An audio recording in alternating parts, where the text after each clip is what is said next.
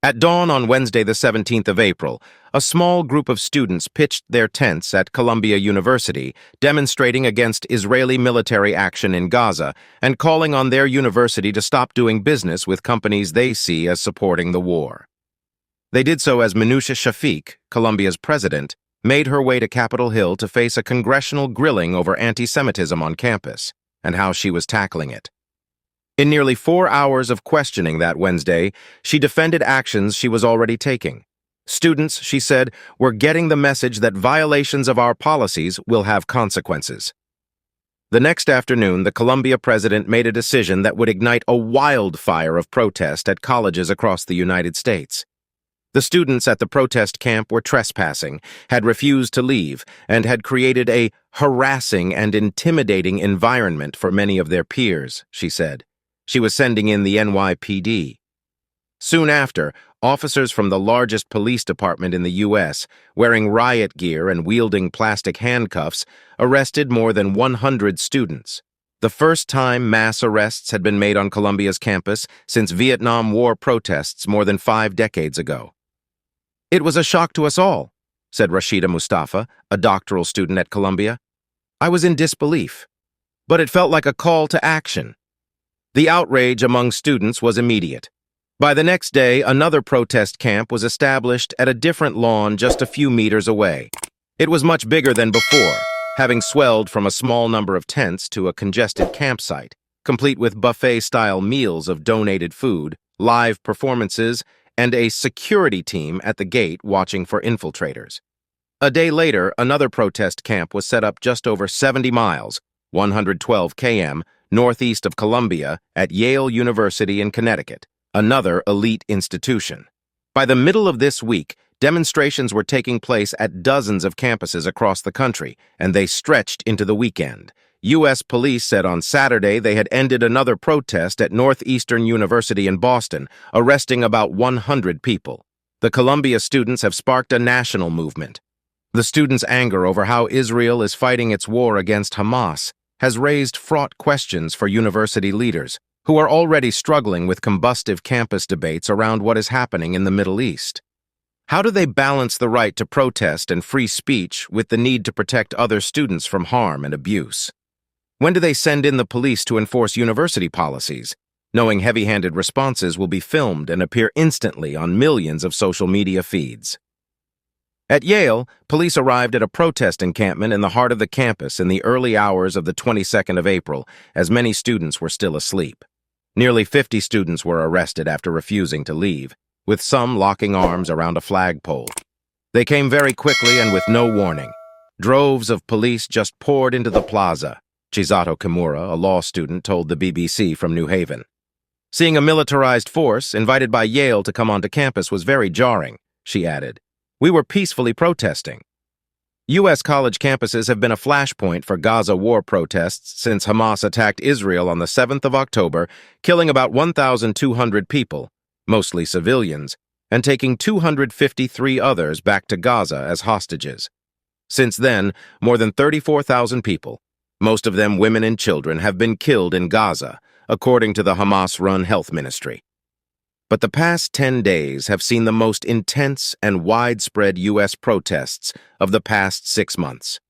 Simmering tensions boiled over after the first Columbia camp was cleared. Clashes and arrests followed elsewhere. At the University of Texas at Austin, state troopers, some on horseback, stopped hundreds of students occupying a university lawn on Wednesday. At Emory University in Atlanta, a female professor was wrestled to the ground by a police officer, and a video of her being stopped and handcuffed went viral on Thursday. Police have also taken on protesters at Emerson College in Boston, George Washington University in Washington, D.C., New York University, and the University of Southern California, USC. The protest encampments are calling on university administrators to divest school endowments from companies they perceive as linked to Israel's war in Gaza, cut ties with Israeli academic institutions, and formally call for a ceasefire. Some Jewish students and faculty have said they fear for their safety, and these concerns are part of what has prompted university officials, including Ms. Shafik, to call in police. "Students have a right to protest," said Paige Fortna, a political science professor at Columbia. but they don't have a right to protest in a way that makes other students feel discriminated against or harassed. In interviews this week, Jewish students at several campuses spoke of incidents that made them feel uncomfortable, ranging from chants and signs supporting Hamas, a prescribed terror group, to physical altercations and perceived threats. Eli Kia, a 22-year-old Jewish student at USC, said the protests had left him with a constant sense of unease and fear. He has begun hiding a Star of David he wears on a chain. "It's challenging to feel safe coming to school every day," he told the BBC. "There's that second thought when you walk on campus of what am I going to walk into, and what am I facing, and who's potentially coming after me." Northeastern University authorities said some of the protesters had used anti-Semitic slogans, which is why they decided to take action on Saturday.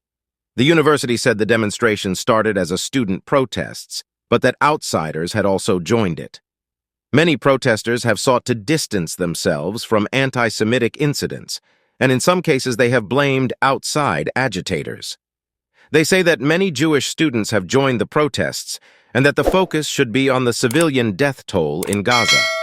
As negotiations between institutions and students grind on, many demonstrators and their outside supporters are convinced that what they see as heavy-handed police tactics will help keep the movement going. This is a movement that started with only 70 students. Minnesota Representative Ilhan Omar, a Democrat fiercely critical of the Biden administration's Gaza policy, told the BBC while visiting the Columbia encampment this week. And because Columbia University decided to crack down on them and violate their First Amendment, this has now spread nationally and internationally. Her daughter was one of the Columbia protesters arrested. Omar Zagar, a protester at USC, said he believed Columbia was only the start of a wider movement. "I think a lot of universities nationwide will begin doing these encampments," he said. The police escalated the situation. For some observers, the protests hark back to the 1960s and demonstrations against U.S. involvement in the Vietnam War. Marianne Hirsch, a Columbia professor who participated in the 1960s protests, told reporters this week that, like with the Vietnam War, the situation in Gaza should make it impossible to continue business as usual. The wave of protests also adds to a politically stressful time for President Joe Biden, who has been criticized by some for his country's backing of Israel, as he campaigns for re-election. Some Democrats fear thousands of protesters will swarm this summer's national convention in Chicago, where the party will formally make him its presidential nominee. The 1968 convention, also in Chicago, was overshadowed by Vietnam War demonstrations. Ahmad Hassan, a USC graduate who attended rallies this week, said he believed that the student protests would have a wider impact on U.S. attitudes. "It has always rested on students to tell people that this is not right," he said, "that we won't stand for this."